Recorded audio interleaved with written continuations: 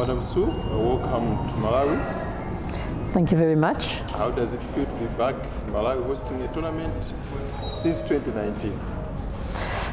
We've been here since 2019 actually. We're in Blantyre. We were last year in 2019 with the COSAFA Under-17 boys. And then remember in 2022 we were in Lilongwe with the CAF African schools and then with our Under-17 girls and boys as part of the Region 5. But it's always good to be back in Malawi. It's not called the warm heart of Africa for nothing. For no reason. So it's good. It's good.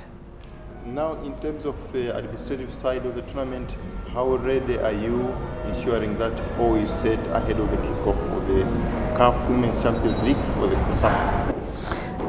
As always, last minute, things to see to. I know that our team, who's been at Blantyre the whole day today, has been very busy, putting those final touches. But in general, I think we've got 48 hours, and we'll be ready. What will be your message to Malawian fans who love so much football? I would say come in your numbers. I know that it's school holidays, so there'll be a lot of children and maybe parents, of children wanting to, take them to have some entertainment. And I think this will be a very entertaining tournament.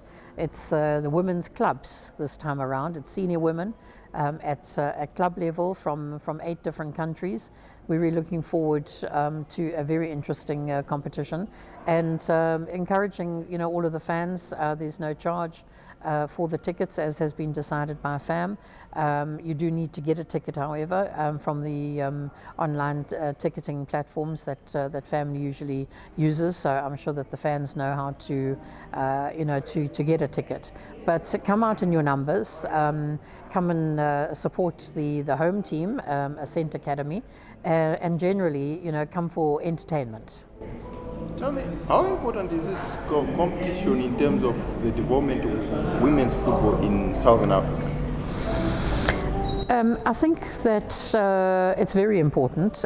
This tournament started in 2021 when CAF first developed it, and along with the continental phase of the tournament. So this on an annual basis is a qualifier for the continental women's Champions League.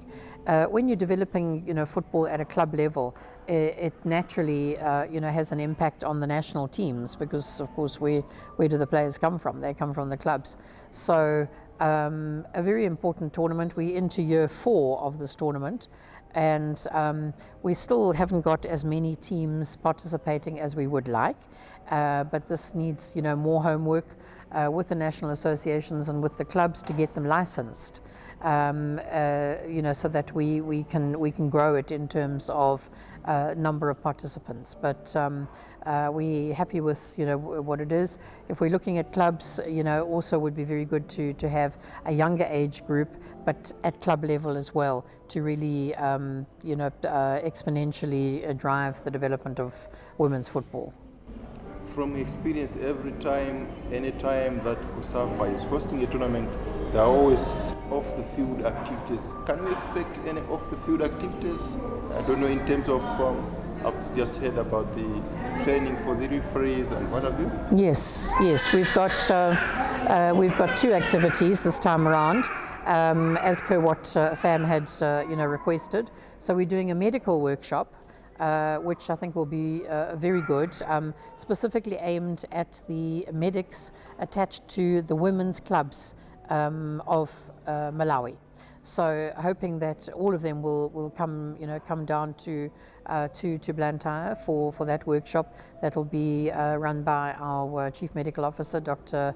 Tulani Ngwenya. And then the other one, which I think is something that is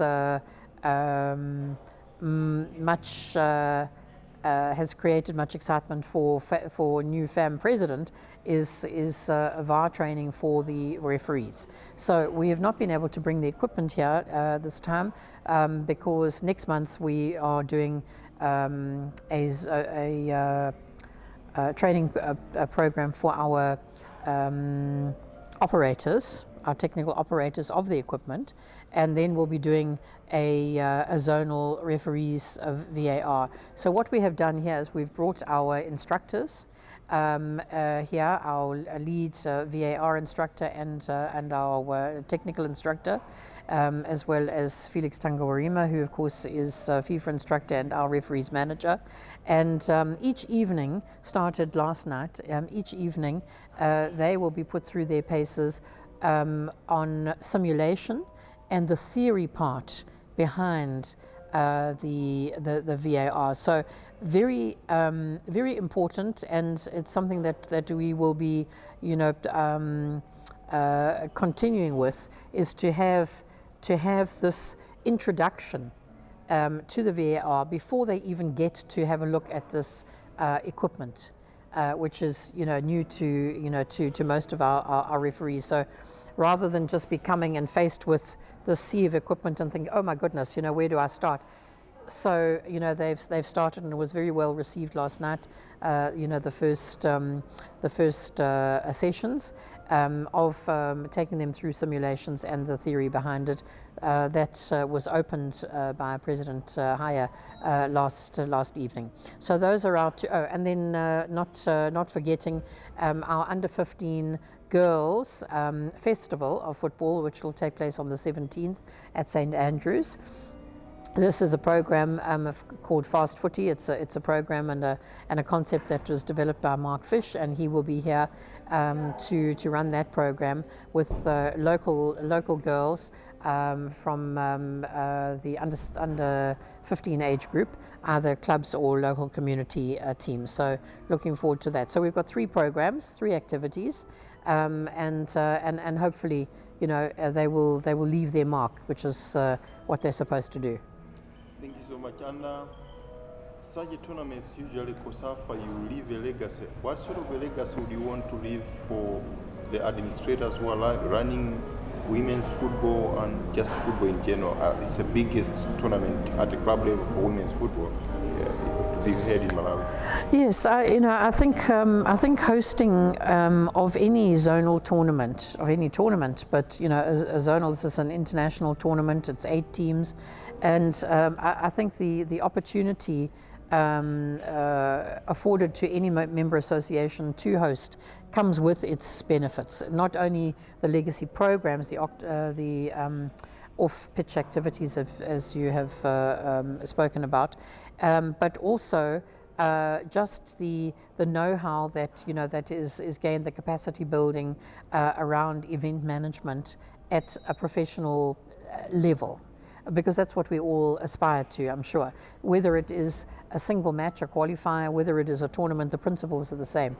So it is, you know, it's about you know, getting that opportunity to learn. We've all got, you know, things that we learn at every outing, and so that's what we would hope. That, you know, that you know, the EXCO members, the committee members of women's football, the administrators, you know, of women's football, you know, see, you know, what to do, how to do it, what's happening in women's football, and yeah, that can be their takeout.